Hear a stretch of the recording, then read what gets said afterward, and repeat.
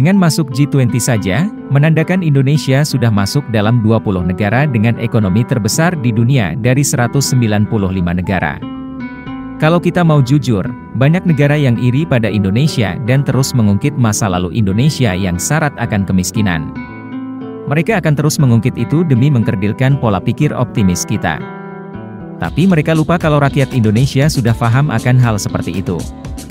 Dan faktanya mereka harus lebih hati-hati dengan Indonesia yang sekarang, karena bangsa kita masih 98% orisinil, yang kiranya memiliki martabat dan rasa nasionalisme tinggi terhadap negara tempat asal nenek moyangnya.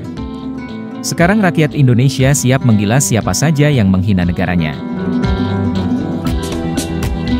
Indonesia baru-baru ini menembus ekonomi ke-7 terbesar di dunia, bahkan melampaui Perancis, Inggris dan Brazil.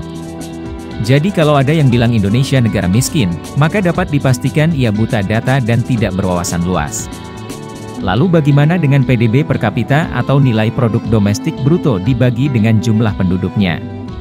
Memang nilainya boleh dibilang menengah dan tidak tinggi. Indonesia berada pada urutan ke-102 dari 195 negara menurut data yang belum diupdate.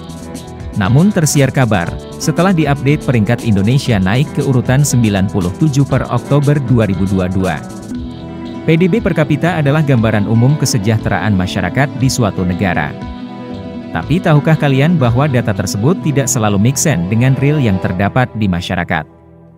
Masyarakat Indonesia terkenal dengan sifatnya yang suka berdagang, maka pedagang yang tidak terdaftar banyak dianggap pengangguran tidak berpenghasilan oleh negara. Padahal kekayaan mereka lebih dari pegawai negeri dan jumlah mereka sangat besar.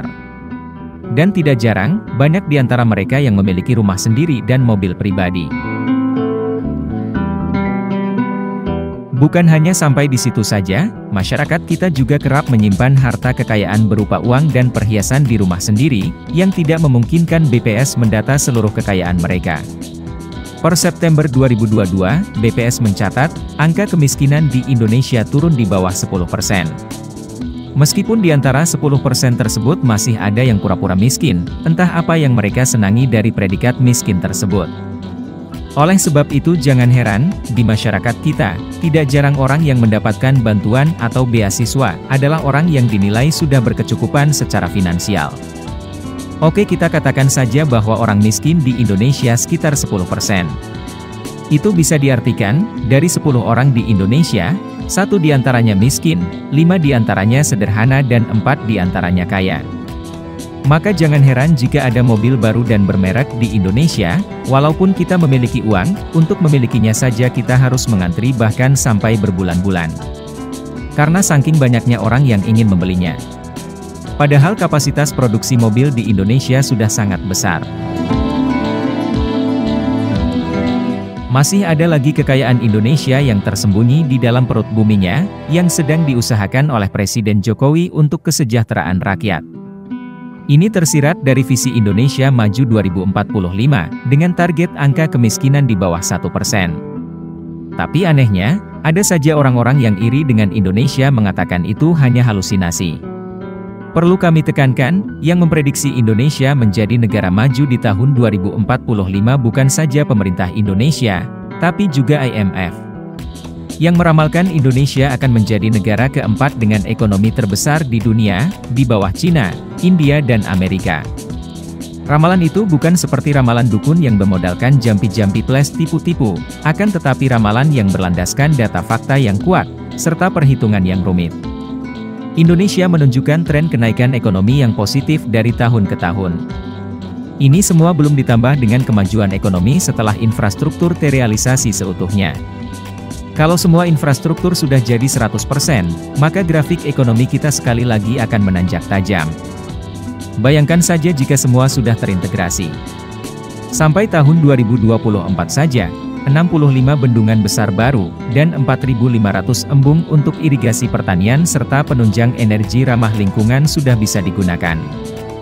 Jalan tol yang baru selesai, sepanjang ribuan kilometer sudah mulai dalam proses dihubungkan dengan kawasan industri, pariwisata dan sebagainya. 15 bandara baru serta 38 ekspansi dan perbaikan bandara lama, guna memodernisasi setiap kota-kota yang ada di Indonesia. 124 pelabuhan baru sudah rampung dibuat untuk mempercepat proses ekspor-impor. Pelebaran kawasan industri dari segala sektor sudah mulai berjalan. Ini hanya sedikit dari banyak yang telah dilakukan Indonesia baru-baru ini. Dan akan bertambah di tahun-tahun berikutnya.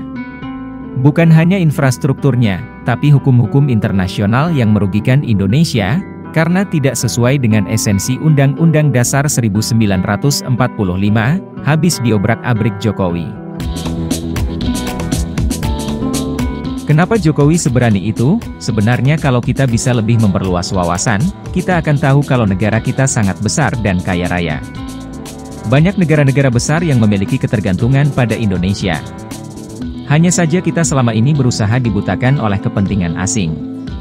Untung saja sekarang kita memiliki pemimpin berjiwa nasionalis tinggi, yang menyebarkan optimisme serta berjuang mencerdaskan pola pikir kita.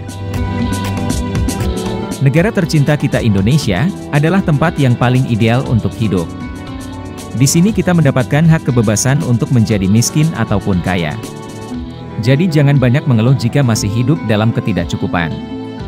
Bekerja keras dan berusahalah lebih giat. Hasil yang didapatkan pasti akan sebanding dengan usaha kita. Karena ini adalah Indonesia, negara dengan segudang peluang tak terbatas untuk orang-orang yang ingin mendapatkannya. Sekian dulu narasi singkat dari kami, dukung channel kami dengan subscribe, like dan super thanks. Agar channel ini dapat berkembang pesat guna meningkatkan wawasan serta spirit nasionalisme. Terima kasih sudah menonton video sampai akhir, sampai jumpa di video berikutnya.